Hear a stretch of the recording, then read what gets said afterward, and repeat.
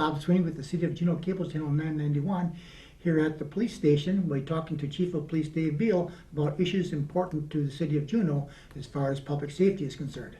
Hi, Dave. Hi. How are you today? I'm well. It's been a while since we've sat next to each other. It has been. It has been. Well, this is good. It is. And I'm glad we can get back to, I guess, the new normal. Yes. All right, what do you have for us? Well, kind of have a mixed bag of things wrote down here. I'll start off with a local ordinance in regards to grass cutting, mowing. We've been having an increase, I guess, of people not getting out there and cutting their grass and having them get beyond the 8 inches. And I know, what was it, that week to 2 weeks we had a hot spell, and then it cooled down, and then it was raining. But even with all that said, everybody else seemed to still take care of their lawns okay. But so essentially, and I get it, if somebody gets a notice one time, and that's probably the only notice they ever get. Mm-hmm. But we're talking about people that require 2, 3, 4 notices a summer. Well, we've taken the stance that this year, if we get to the 3rd notice, just like in baseball, 3 strikes you're out, you're going to start receiving a citation in the mail along with DPW coming and cutting your grass and being billed for that service from the city. This is very time consuming, not only for the police department, but for public works. And the ordinance doesn't change from year to year. Really, what I'm kind of letting off my plate here is the fact that we have chronic offenders that take up the most. I always say the 2%. And I don't know what else to do to get through to them, but we're going to start issuing citations, and maybe between that and the fact that they have to pay the fee for having their grass cut by the city will be incentive enough to get out there. And it doesn't matter if it's the grass that needs to be cut or the snow that needs to be shoveled in the winter. I won't do it here because it's on cable, but I could name off the 5 properties that are the chronic offenders. And it seems to me that 3 is kind of generous. Well, it is, but you want to be fair. So knowing that the first one could just be whatever. But yeah, you start to get the same notice over and over throughout the summer or winter. Nothing changes on our end. Mm-hmm. It doesn't go from 8 or up to 12, or the height requirement doesn't change, or the snow on the sidewalk doesn't change. But some people just don't. I don't know if it's pride in their properties or the I just don't care attitude. that could be a all-day debate that we could have. All right. But we're moving ahead with our hiring process for a police officer. We're in the background checking stage. So if those come back okay, I'll be able to make a conditional offer to that person, which then takes them to the next step of the psychological exam, and then the physical and drug testing and firearms. So a lot of the things that, and I'm sure everybody has heard, the changes that need to be made in law enforcement, that's being pushed. One of them was psychological exams.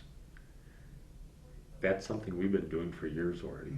And this area in the state, and most law enforcement agencies throughout the state have been doing that since probably the 90s. So that's not something new. So, people think, oh my God, all these changes, they're terrible and whatever. You're not seeing a lot of pushback from law enforcement because we're doing them already. So you currently have, how many current officers besides yourself are on staff?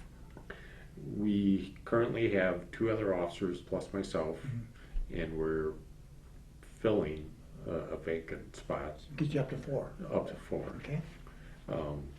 There's a need for a 5th. However, as you know, budgets, they don't always support that, so.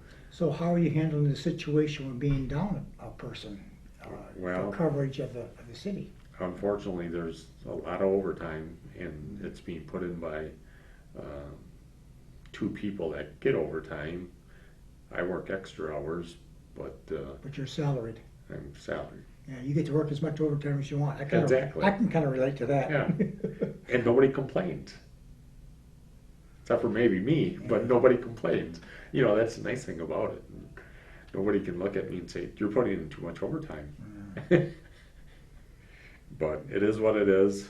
Hopefully we're able to get somebody, and you know, now it's middle of July, but hopefully before the 1st of August, I can at least make an offer to somebody. So does this person have experience? There's 2 people that we did backgrounds on. One does and one doesn't. Okay. So we'll see how it shakes out, and like I said, hopefully at least by August I can make a conditional offer and get things lined up for the next part. Okay. So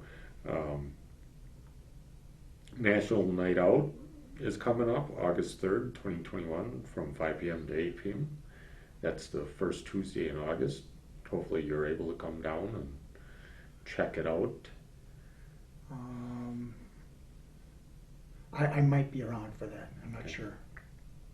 Again, we have all the different city entities invited to participate. I got to be careful not to refer to it as last year. Yeah. But in 2019, it was well attended. We had a lot of momentum over those years that we had it, you know.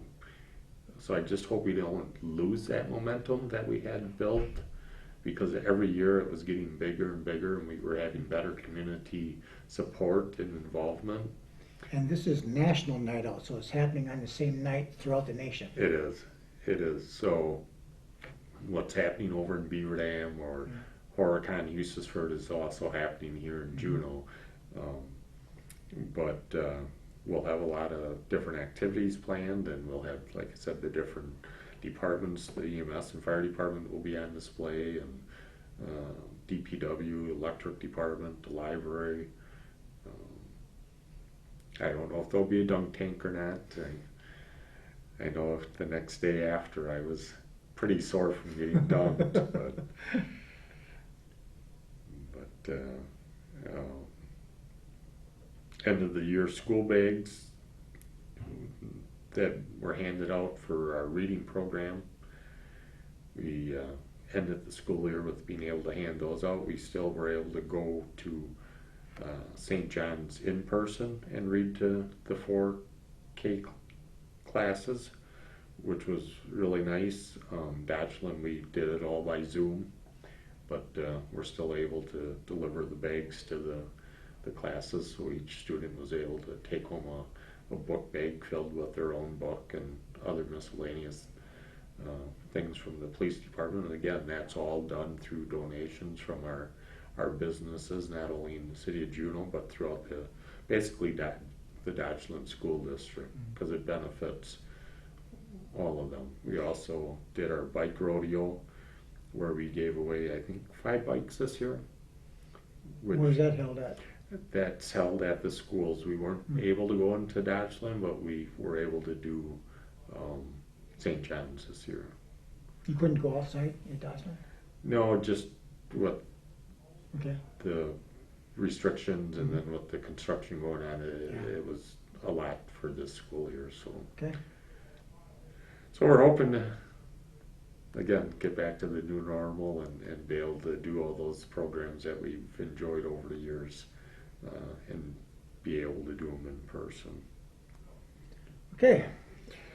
Probably one of the last things that we have going on is we're in need of crossing guards. So again, if you're looking for another part-time job, I want to get rid of one job. but on a serious note, we do need fill-in crossing guards.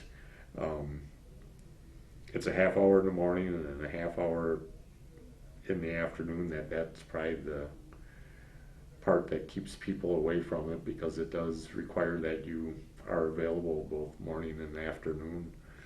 It does pay $15 per day or $15 an hour, because it takes about a half hour in the morning and a half hour in the afternoon.